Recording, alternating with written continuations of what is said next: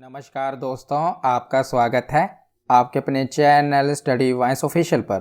तो आज की इस वीडियो में मैं आपको मुग़ल साम्राज्य के पहले शासक बाबर के बारे में डिटेल में बताऊंगा, जो कि एग्ज़ाम में बहुत ही इम्पोर्टेंट है और यहाँ से प्रश्न पूछा जाता है। तो आप किसी भी एग्ज़ाम की तैयारी कर रहे हो, मुग़ल एम्पायर से तो प्रश्न बनता ही है। तो इससे पहले मैंने दिल्ली सल्तनत के बारे में डिटेल में पढ़ाया था। अगर आपने वो वीडियोस नहीं देखी तो हिस्ट्री की प्लेलिस्ट में जाकर ज़रूर देख लेना। तो अब मैं आपको सभी मुग़ल शासक बाबर से लेकर जितने भी मुग़ल शासक आए हैं सभी के बारे में डिटेल में पढ़ाऊंगा, क्योंकि यहाँ से बहुत से एग्जाम में प्रश्न बनते हैं। तो चलिए बिना देरी किए हुए वीडियो को शुरू करते हैं। तो चलिए वीडियो की शुरुआत करते हैं। और वीडियो को शुरू करने से पहले हम थोड़ा पीछे की कहानी समझ लेते हैं कि उस समय भारत की क्या राजनीतिक स्थिति थी जब मुग़लों ने भारत पर आक्रमण किया था, यानी कि बाबर ने कैसे भारत में मुग़ल साम्राज्य की नींव रखी। तो भारत में उस समय दिल्ली सल्तनत के अंतिम वंश लोधी वंश का शासन था। उस समय लोधी वंश का शासन चल रहा था और लोधी वंश में भी लोधी वंश के आखिरी शासक इब्राहिम लोधी का शासन था। और दक्षिण भारत में देखा जाए तो मैंने पिछली वीडियो में आपको बताई था, तो दक्षिण भारत में उस समय विजयनगर और बहमनी साम्राज्य, दो साम्राज्यों का शासन चल रहा था। और इसके अलावा भी भारत में अन्य छोटे छोटे राज्य थे जो अपने विस्तार के लिए आपस में ही एक दूसरे से लड़ रहे थे। तो ये अनुकूल समय था कि कोई भी बाहरी शासक आए और भारत पर आक्रमण करे, क्योंकि भारत में जब अंदर ही लड़ाई चल रही थी, एक राजा दूसरे राजा से लड़ रहे थे अपने विस्तार के लिए, तो उस समय किसी भी विदेशी के लिए ये बहुत ही अनुकूल समय था कि वो भारत पर आक्रमण करे। तो जब घर में लड़ाई चल रही होती है तो बाहरी व्यक्ति उस बात का फ़ायदा जरूर उठाते हैं। तो इन्हीं परिस्थितियों का फ़ायदा बाबर ने उठाया और उसने भारत में आक्रमण किया और वो भारत में प्रवेश कर गया। तो आज का जो ये उज्बेकिस्तान है, यहीं पर एक राज्य था फरगना। तो फरगना का उस समय सरदार था उमर शेख मिर्ज़ा, जो कि तैमूर वंशज था। और उमर शेख मिर्ज़ा की जो पत्नी का नाम था ये था कुतलुग निगार खानुम। ये मैंने आगे स्लाइड में लिखा हुआ है, अभी बस आप समझ लीजिए कि उस समय फरगना का सरदार था, क्या नाम था उसका, उमर शेख मिर्ज़ा, और उसकी पत्नी का नाम था कुतलुग निगार खानुम, जो कि मंगोल वंशज थी। और इन्हीं का पुत्र हुआ जिसका नाम था बाबर। तो बाबर के पिता का नाम था उमर शेख मिर्ज़ा और उसकी माता का नाम था कुतलुग निगार खानुम। तो जब बाबर की आयु 11 वर्ष की होती है ना, तो इसके पिता की मृत्यु हो जाती है और 11 वर्ष की आयु में ही बाबर फरगना का शासक बनता है। तो अब हम आगे देखते हैं। तो पूरा का पूरा जो मुग़ल वंश है ना, इसका शासनकाल 1526 ईस्वी से लेकर 1857 ईस्वी तक रहा है। तो मुग़ल साम्राज्य की शुरुआत अप्रैल 1526 में इब्राहिम लोदी और बाबर के बीच हुए पानीपत के युद्ध से हुई थी। इस युद्ध के बारे में आगे हम डिटेल में पढ़ेंगे। अभी हम थोड़ा सा एक ओवरव्यू ले रहे हैं कि आखिर मुग़ल वंश की शुरुआत कैसे हुई। तो मुग़ल वंश की शुरुआत हुई थी 1526 में, जब बाबर ने इब्राहिम लोदी को हराया था।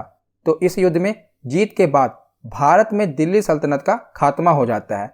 दिल्ली सल्तनत के बारे में मैंने पहले डिटेल में पढ़ाया हुआ है। इस युद्ध के बाद क्या होता है, दिल्ली सल्तनत का खात्मा हो जाता है और मध्यकालीन भारत में मुग़ल वंश की नींव रखी गई, जिसके बाद करीब 18वीं शताब्दी यानी कि देश के प्रथम स्वतंत्रता संग्राम तक मुग़लों ने भारतीय उपमहाद्वीप पर राज किया था।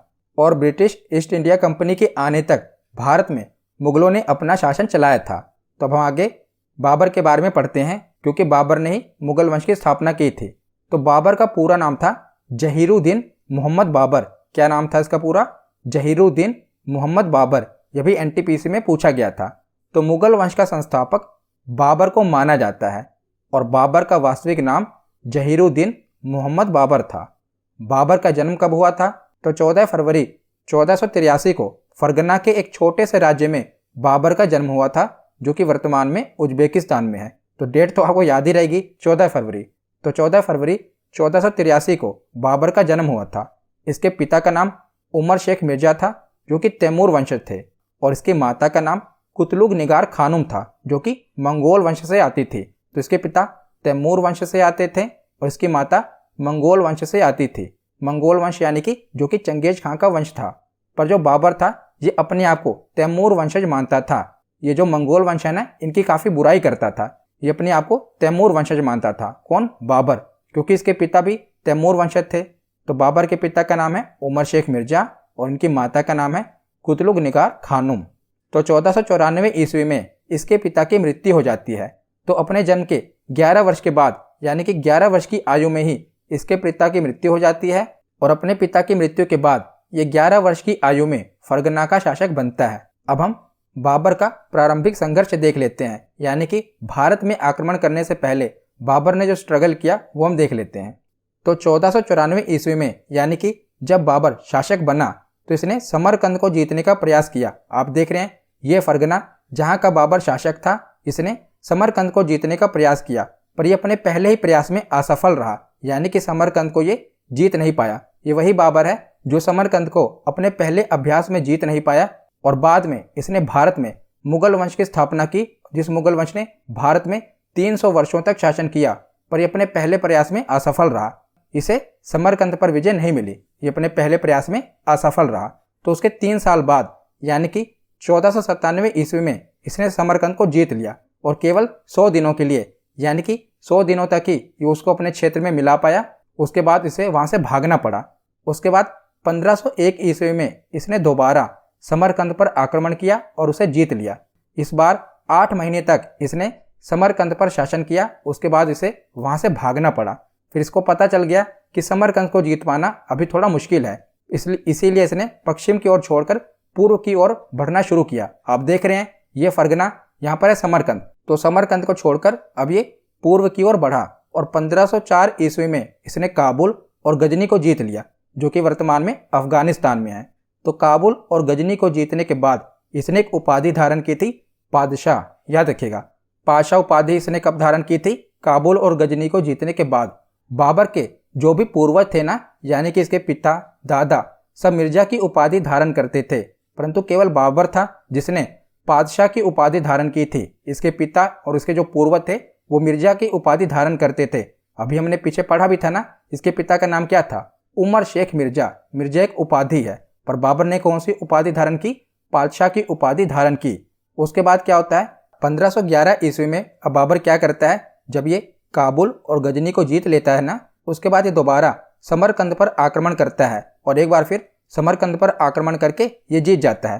परंतु अगले साल यानी कि 1512 ईस्वी में ये समरकंद को फिर खो बैठता है और बाकी के जो इसके राज्य थे यानी कि फरगना, पेशावर, काबुल और गजनी, यहाँ पर भी ये अपने नियंत्रण को खो बैठता है, यानी कि अब इसके पास कोई भी राज्य नहीं बचता।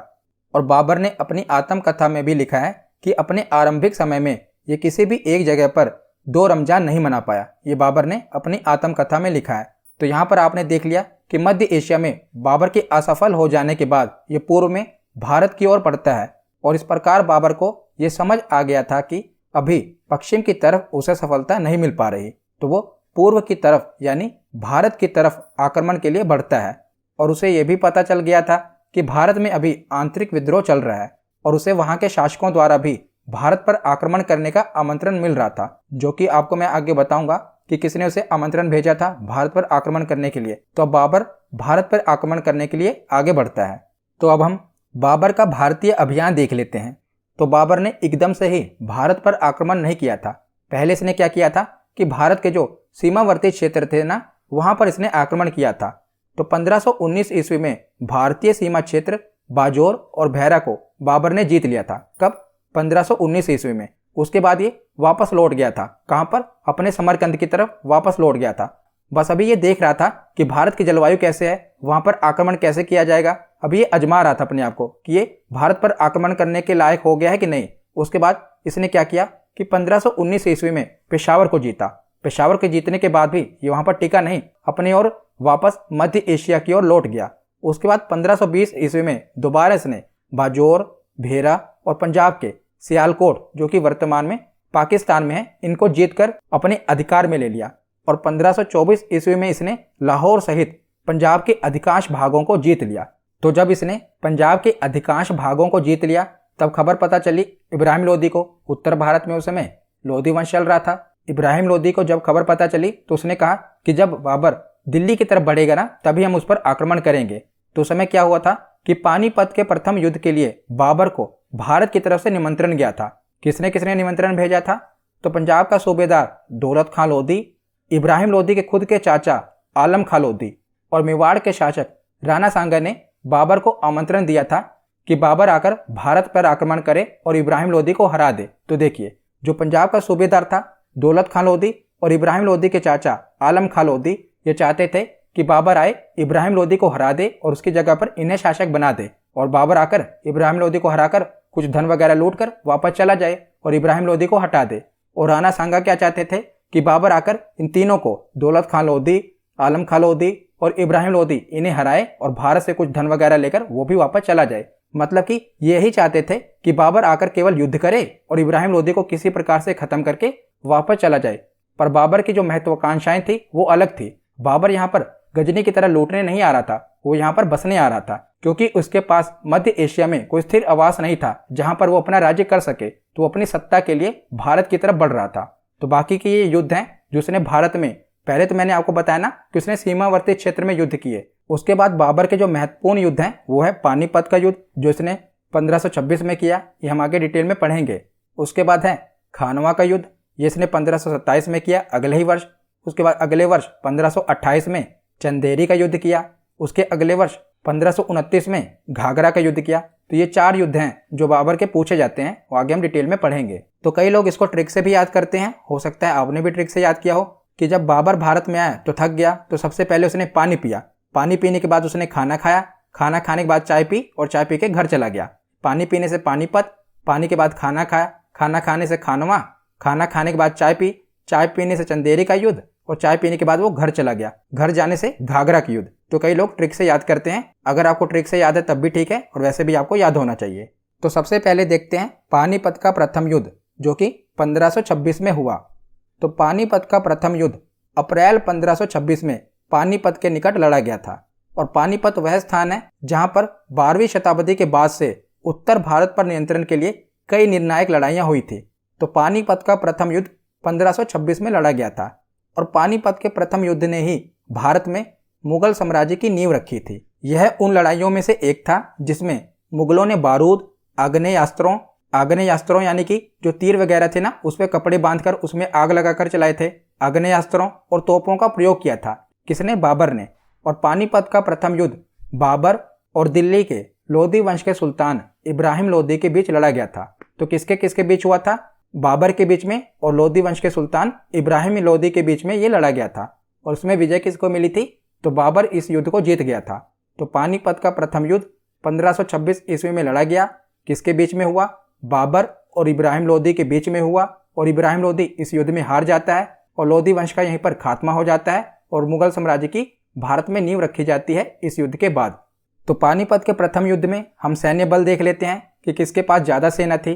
तो बाबर की सेना में लगभग 15,000 सैनिक थे और 20 से 24 तोपें थी, और इब्राहिम लोदी की सेना में लगभग 80,000 से लेकर 1 लाख सैनिक थे और कम से कम 1,000 हाथी थे। फिर भी बाबर ने इब्राहिम लोदी को हरा दिया था, क्योंकि बाबर ने उस समय बारूद का प्रयोग किया था और तोपों का प्रयोग किया था, जो कि इब्राहिम लोदी के पास नहीं थे। आपके पास कितनी भी सेना हो, पर जिसके पास तोप है, टेक्नोलॉजी है, जीतेगा तो वही। तो बाबर की इस युद्ध में विजय हुई थी। तो बाबर ने इतनी बड़ी सेना को हरा दिया, तोपें तो थी, उसकी रणनीति भी थी। तो पानीपत के प्रथम युद्ध में बाबर ने उज्बेकों की युद्ध नीति, क्योंकि ये उज्बेकिस्तान से आया था, तो इसने उज्बेकों की युद्ध नीति, तुगलमा नीति, जिसे अर्धचंद्राकार नीति भी कहा जाता है, जो कि आपने महाभारत के समय से भी देखा है कि चक्रव्यूह रचे जाते थे दूसरी सेना को हराने के लिए। उसी प्रकार की युद्ध की एक नीति थी तुगलमा नीति, जिसका प्रयोग बाबर ने किया था। तो तुगलमा युद्ध नीति इसने उज्बेकिस्तान में सीखी थी, जिसमें क्या होता था कि जो उसके सैनिक होते थे वो युद्ध करते समय अर्धचंद्राकार की शेप में खड़े होते थे, और जो सामने की सेना होती थी ना, उसे केवल बीच वाले सैनिक लड़ते थे, और बगल वाले सैनिक क्या करते थे? ये पीछे से सैनिकों को घेर लेते थे, और इस प्रकार ये सामने वाली सेना को पूरी तरह से घेर लेते थे। तो ये थी तुगलमा नीति जो बाबर ने पानीपत के प्रथम युद्ध में लगाई थी। और इसने तोपों को सजाने के लिए भी उस्मानी विधि यानी कि रूमी विधि का प्रयोग किया था, क्योंकि हमने देखा था ना कि बाबर ने तोपों का भी इस्तेमाल किया था। तो तोपों को सजाने के लिए इसने उस्मानी विधि और युद्ध के लिए इसने कौन सी विधि? तुगलमा नीति का उपयोग किया था, याद रखिएगा। और युद्ध में बाबर के तोप खानों का जो नेतृत्व था, ये उस्ताद अली और मुस्तफ़ा खान नामक 2 तुर्की अधिकारियों ने किया था। इनका नाम भी याद रखिएगा, एग्जाम में पूछा जाता है। तो पानीपत के प्रथम युद्ध में आपको पता चल गया जीता कौन? बाबर। और यहीं से मुगल साम्राज्य की नींव रखी जाती है। तो पानीपत का प्रथम युद्ध जीतने के बाद बाबर ने जनता में चांदी के सिक्के बंटवाए थे, जिसके कारण जनता ने इसे कलंदर यानी कि दानी की उपाधि दी थी। तो जो बाबर ने ये सिक्के बंटवाए थे ना, ये मुख्य रूप से काबुल में ही बंटवाए थे, यानी कि अफगानिस्तान में है ना काबुल, तो वहीं पर इसने चांदी के सिक्के बंटवाए थे, जिस कारण इसे कलंदर यानी कि दानी की उपाधि जनता के द्वारा दी गई। तो पानीपत का प्रथम युद्ध हमने देख लिया, जो कि बाबर ने 1526 में लड़ा था। अब उसके अगले ही वर्ष यानी कि 1527 ईस्वी में खानवा का युद्ध बाबर ने लड़ा। तो पानीपत के प्रथम युद्ध में बाबर ने यह निर्णय नहीं लिया था कि वो भारत में स्थायी रूप से रहेगा, पर जैसे ही बाबर ने भारत में रहने की योजना बनाई तो राणा सांगा ने इसका विरोध किया। राणा सांगा चाहता था कि बाबर आए, इब्राहिम लोदी को हराए और धन लूटकर वापस चला जाए, पर बाबर ने क्या कहा कि वो स्थायी रूप से भारत पर राज्य करेगा। तो इसका विरोध किसने किया? मेवाड़ के शासक राणा सांगा ने इसका विरोध किया और 1527 ईस्वी में राणा सांगा के साथ बाबर का युद्ध होता है, जिसे खानवा का युद्ध कहा गया।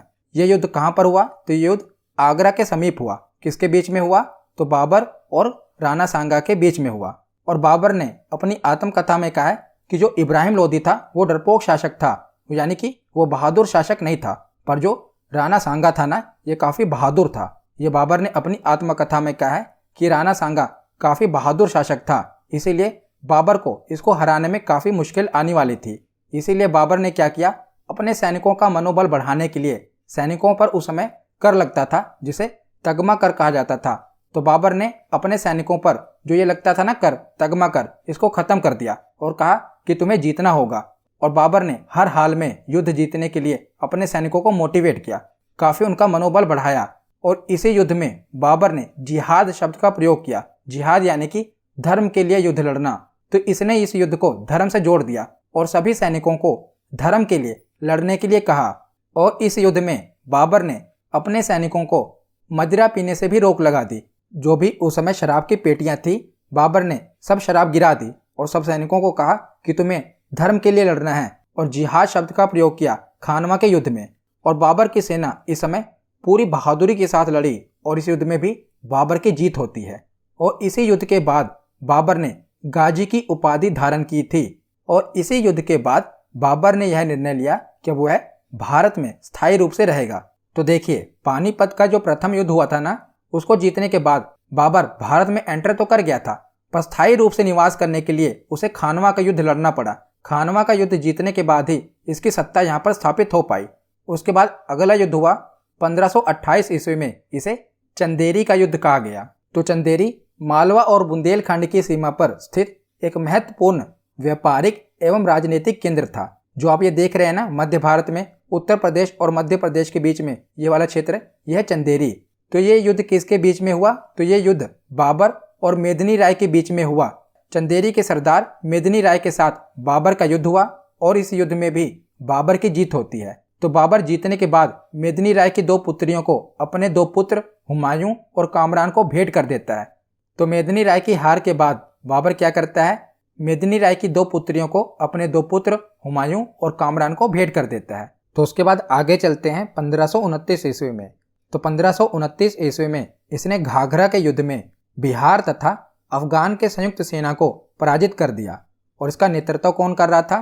तो इस सेना का नेतृत्व कर रहा था महमूद लोदी, और इसने इसे पराजित कर दिया।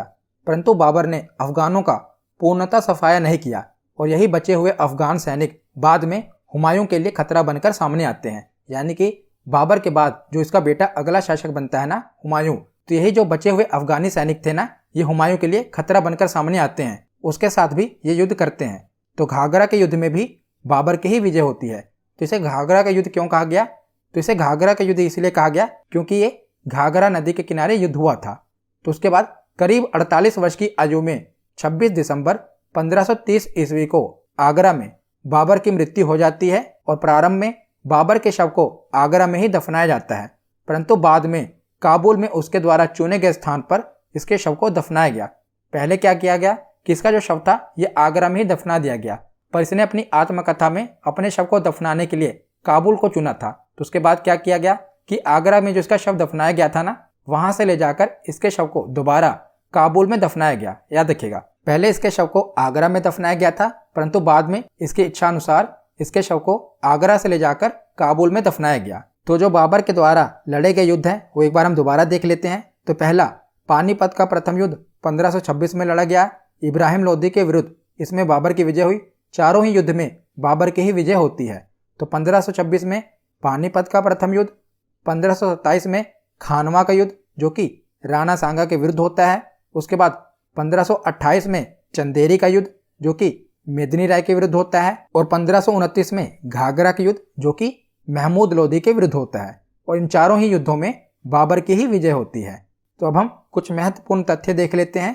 तो बाबर ने अपनी आत्मकथा तुजुके बाबरी को तुर्की में रचना की थी। तो बाबर ने खुद अपनी आत्मकथा की रचना की थी जिसका नाम था तुजुके बाबरी, जो कि इस भाषा में थी, ये तुर्की में थी, परंतु बाद में इसका अनुवाद फारसी भाषा में अब्दुल रहीम खान खाना ने की थी जो कि बाबरनामा है। तो बाबरनामा तुजुके बाबरी का अनुवाद है जो कि फारसी भाषा में किया गया है, याद रखिएगा। और बाबर की भारत में सफलता का मुख्य कारण क्या था? उसका तोप खाना था, क्योंकि इसने तोपों का और बारूद का इस्तेमाल किया था। और बाबर के तोप खाने की देखभाल का दायित्व उस्ताद अली एवं मुस्तफ़ा नामक 2 तुर्की अधिकारियों के हाथों में था। और बाबर ने पानीपत की विजय के बाद काबुल वासियों को शाहरुख नामक चांदी के सिक्के दान किए थे। तो इसके द्वारा चांदी के सिक्के भी चलवाए गए थे, उसका नाम था शाहरुख। तो ये बाबर की संतानें हैं, उसकी फैमिली ट्री है, आप चाहें तो इसको एक बार पढ़ लेना।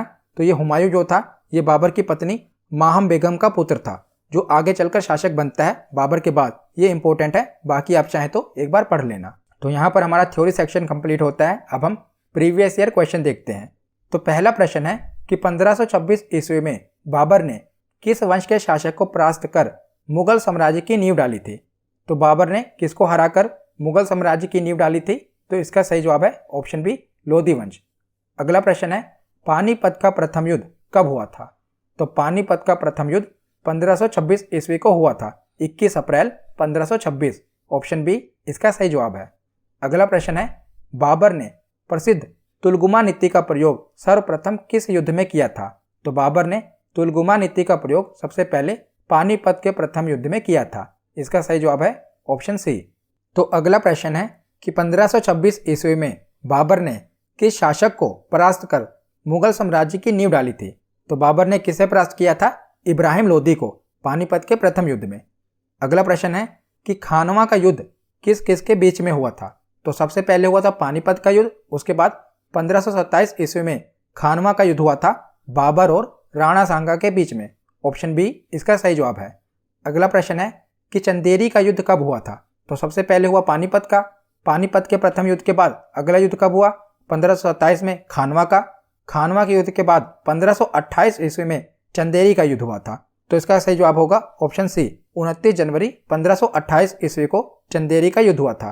1529 ईस्वी में घाघरा का युद्ध हुआ था। अगला प्रश्न है कि बाबर ने काबुल में चांदी का सिक्का किस नाम से चलाया था? तो किस नाम से चलाया था? शाहरुख के नाम से। अगला प्रश्न है कि बाबर ने अपनी आत्मकथा बाबरनामा की रचना तुर्की भाषा में की है और बाद में इसका जो अनुवाद हुआ था ये फारसी में हुआ था, ये किसने किया था? तो फारसी भाषा में अनुवाद किया था अब्दुल रहीम खान खाना ने। ऑप्शन ए इसका सही जवाब है। अगला प्रश्न है कि बाबर ने तुजुके बाबरी नामक अपनी आत्मकथा किस भाषा में लिखी थी? तो तुजुके बाबरी को बाबर ने तुर्की भाषा में लिखा था। इसका सही जवाब है ऑप्शन डी। अगला प्रश्न है इसमें सूची 1 को सूची 2 से सुमेलित करना है। सूची 1 में बाबर द्वारा लड़े गए युद्ध हैं और सूची 2 में कौन से शासक के विरुद्ध बाबर ने युद्ध लड़ा था? तो सबसे पहले है पानीपत का प्रथम युद्ध, ये इब्राहिम लोदी के विरुद्ध लड़ा था बाबर ने। अगला युद्ध है खानवा का युद्ध, ये राणा सांगा के विरुद्ध लड़ा गया था। उसके बाद है चंदेरी का युद्ध, ये मेदिनी राय के विरुद्ध लड़ा गया था। उसके बाद है घाघरा का युद्ध, ये अफगानों के विरुद्ध यानी कि महमूद लोदी के विरुद्ध लड़ा गया था। तो इसका सही जवाब आमने सामने ही दिया हुआ है। ऑप्शन ए का 1 होगा, ऑप्शन बी का 2 होगा, ऑप्शन सी का 3 और ऑप्शन डी का 4। इसका सही जवाब होगा ऑप्शन ए। आज का आखिरी प्रश्न है कि किस युद्ध में बाबर ने जिहाद का नारा दिया और युद्ध जीतने के उपरांत गाजी की उपाधि धारण की थी? तो बाबर ने किस युद्ध में जिहाद का नारा दिया था? तो ये था खानवा का युद्ध। ऑप्शन ए इसका सही जवाब होगा। तो आज की ये वीडियो यहीं पर ख़त्म होती है। कैसी लगी ये वीडियो कमेंट सेक्शन में ज़रूर बताना। धन्यवाद।